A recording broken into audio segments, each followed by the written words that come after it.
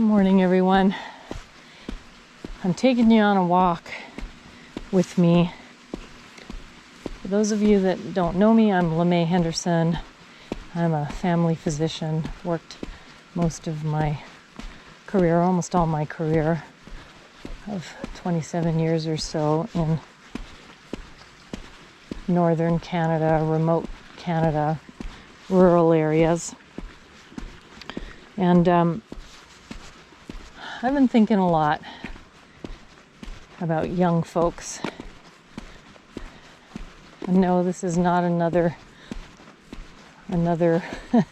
browbeating thing about how young people aren't doing their part, they're not respecting social distancing.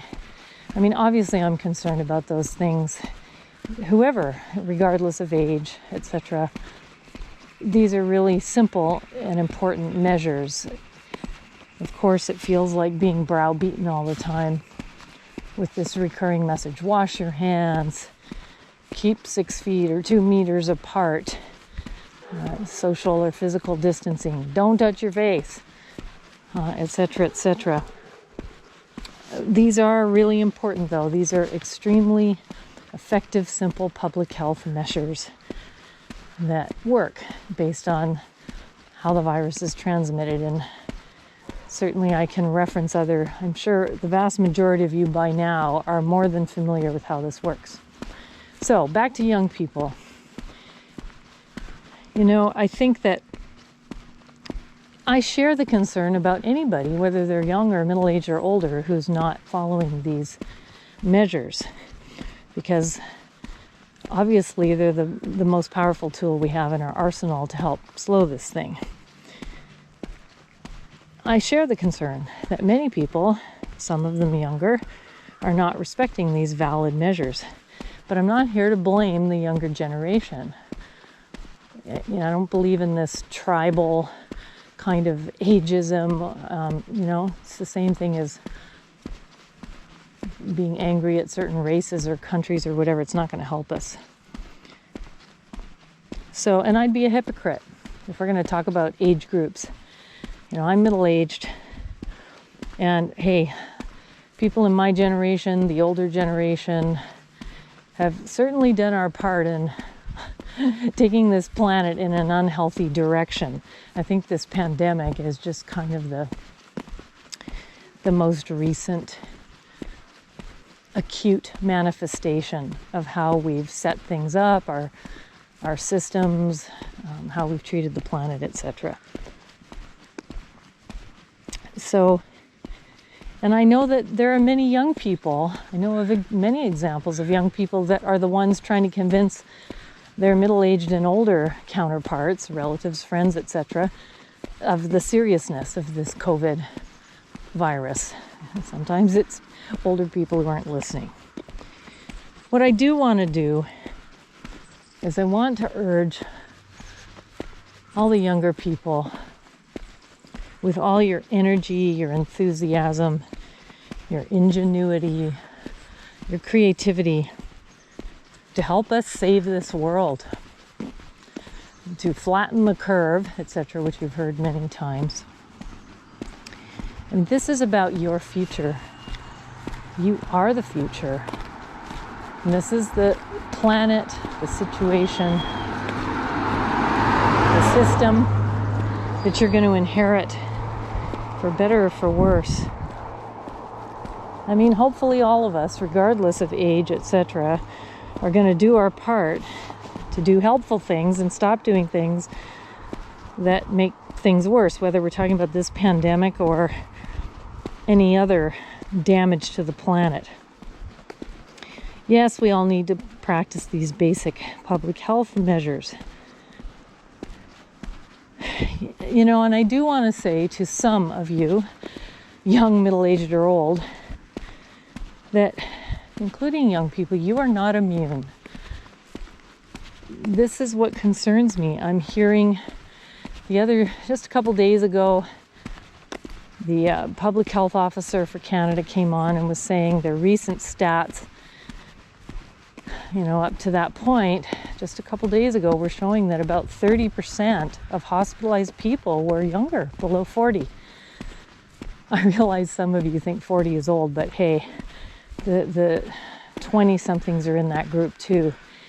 And, there seem to be more than just occasional cases like this. And it isn't just people with underlying medical health conditions that make them particularly vulnerable.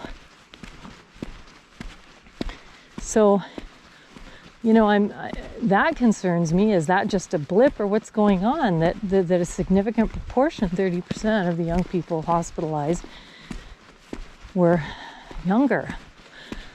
Then I'm hearing about, in some cases, some of the data from China, that even the people who recover, including many of the younger ones, have organ damage. Kidneys, heart, lungs. That could affect people for the rest of their lives. I'm also very sobered. I just found out one of my dear botanical medicine physician mentors that her 20-something daughter was in the hospital in respiratory failure. She almost died. Apparently she just got out of the hospital. This young woman, while I don't have frequent contact with her, I consider a dear friend, and we were all shocked. Meanwhile, my mentor's mother is now in hospice dying from this virus. By the way, yes, her daughter had COVID. That was the cause of her respiratory failure. Again, no previous underlying conditions. Her mother is very elderly, but here people are, not only are they suffering, but they're isolated. Their family can't go and see them. I mean, imagine, this is one of the most horrific aspects. So, the point is, I don't want to shame and browbeat people, whether they're young or otherwise. I want people to understand, here's the bottom line. I don't want you to get sick. I don't want the people you come in contact with, whom you love, in your family, your friends, who are maybe more vulnerable than you are. I don't want them to get sick. Some of those people that may be much more heavily impacted by you. I don't want your parents, your grandparents, your medically compromised friends to get sick and possibly die or be left with permanent disability. So here's the thing. I believe that the majority of young people care deeply about this world and the people in it. And I think that many young people, many of you out there, you have not begun yet to hit your stride or to achieve your potential to make a profound difference in this world. Right now, the focus is on I'm glad those dogs are fenced in.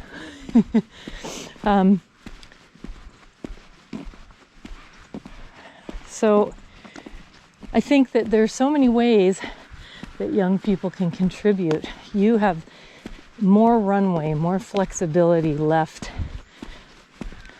in terms of time on this planet. You have, in many ways, more flexible brains. You have the energy, that enthusiasm that can make a huge difference in this pandemic and other world problems. Good morning. And I just want to urge you to use your potential, reach your potential, do what you can do in this pandemic. I'm seeing so many wonderful examples from young people, students who are organizing volunteer delivery to people who are stuck in their homes in quarantine, or who are disabled or elderly, young people who are organizing drives for food and shelter for people, to do contact tracing, where we can't test everybody. Contact tracing is very valuable to try to find the source of any given epicenter of what's going on with the spread of this virus, and try to contain it. I see students got together in Canada and developed a website called flatten.ca, as in flatten the curve, where you can plug in your postal code and answer some screening questions about COVID symptoms. And if enough people use it, it will be extremely powerful in really nailing down with a fine-tooth comb where most of these, where the places that are heaviest hit, which could be, again, very valuable. This is the kind of innovative, inventive thinking that we need, that so many young people are frankly better at than those of us who are older. It's harder to teach an old dog new tricks. Yes, we all have a responsibility, and everyone has something to contribute. But my hope is that the young people will really step up and help us save as many people as possible from becoming seriously ill with this pandemic. Do I urge you to follow the measures? Of course I do. You can do so much more. Let's all get on the same page as one human race to stop this thing in its tracks and not squabble over who's to blame for the start and the spread of this pandemic. I'm hoping that the young people will lead the way and show the human race how to turn a tragedy into a triumph and make the world a better place during and after COVID. I will do my part, of course, and I hope everybody does their part. But I will be waiting with hope and confidence to see the powerful, innovative solutions that the younger generation will manifest to create a brighter and better future.